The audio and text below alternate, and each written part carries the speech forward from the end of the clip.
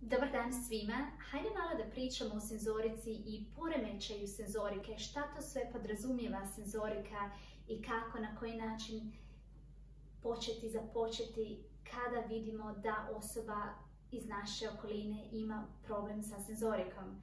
Pa krenimo mi malo redom. Ja ću vama pričati o senzorici iz perspektive profesora, iz perspektive osobe, edukatora, koja su one druge strane učionice i koja se svakodnevno susreće s učenicima, mladima, studentima koji imaju problem sa senzorikom. Isto tako govorit ću vam iz perspektive profesora koji usko surađuje sve ove godine sa stručnjacima, occupational terapeutima koji se ovdje u Engleskoj bave razvojem senzorike. Vjerujem da su u Hrvatskoj to rehabilitatori i radni terapeuti. Pa krenimo mi malo redom.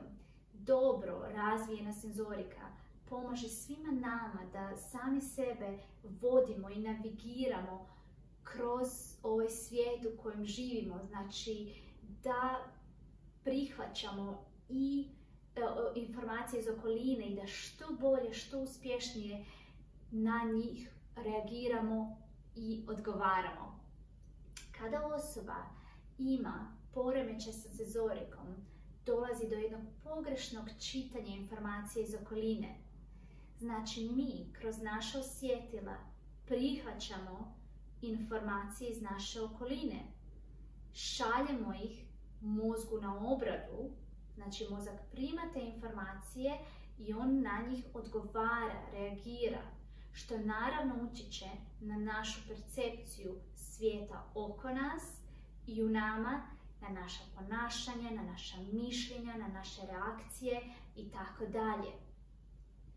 Osobe koje imaju problem sa senzorikom, one ne prihvaćaju informacije iz okoline točno, šalju ih u mozak na obradu i mozak šalje odgovore koji nisu do kraja točni, što naravno tada afektira njihovu percepciju, njihovo ponašanje, njihove reakcije i dolazi do jednog poremećaja. Znači osobe kojima osjetila nisu do kraja razvijene, one uzimaju te informacije iz okoline drugačije, procesuiraju ih drugačije i njihov uzvraćanje može biti neprikladno, može biti nepredvidivo, može biti pogrešno pretumačeno. Naš zadatak jeste da mi pomognemo osobama koje imaju problem sa osjetilima, da razviju svoja osjetila na što bolji način.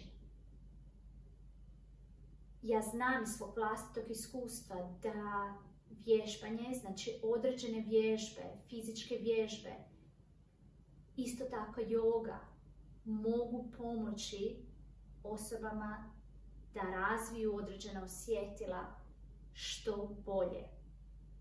Danas imamo najnovije istraživanja koja govore da između 5 i 16% djece školske dobi, pazite ovo, znači mi govorimo o djeci školske dobi, ne o djeci samo koji imaju poteškoće u razvoju.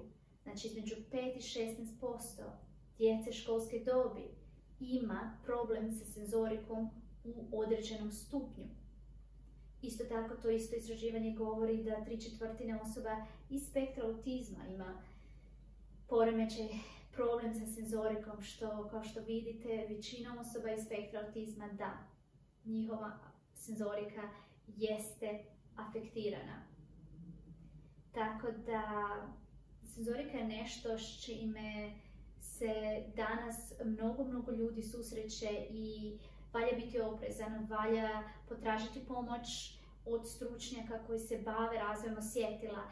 Isto tako važno je da ne radimo određene vježbe koje nam stručna osoba prepisuje. Važno je da ih ne radimo samo u trenutku kad vidimo da dijete ima, na primjer, problem sa zvukom, nego da djeca ostvare, da osobe ostvare kontinuitet i da rade na senzorici ne samo kada imaju problem sa određenim osjetilom. Znači da postoji jedan kontinuitet. Mi znamo da osim 5 osnovnih osjetila, znači miris, vid, okus, dodir i sluh, danas postoje i 3 takozvana skrivena osjetila. Ja ću govoriti znači o svakom od tih osjetila posebno u mojim sljedećim videima. Ovdje bih vam i samo spomenula, imamo vestibularni sistem koji je odgovoran za naš balans. Imamo proprioceptivni sistem, proprioceptivno osjetilo koje je odgovorno za položaj naših mišića, pokrete. Imamo interocepciju, znači naš unutrašnji krajolik koji je povezan sa samoregulacijom, koregulacijom. Tako da veselim se što ću imati prilike da uđemo malo više u dubinu i da pričamo o tim osjetilima. Nadam se da sam vam u ovom videu barem malo više pojasnila koliko su osjetila važna kod svakog od nas, koliko zapravo stvari u našim životima ovisi o našim osjetilima. Hvala vam što ste me pratili u ovom videu i naravno mi se vidimo u ovom sljedećem videu.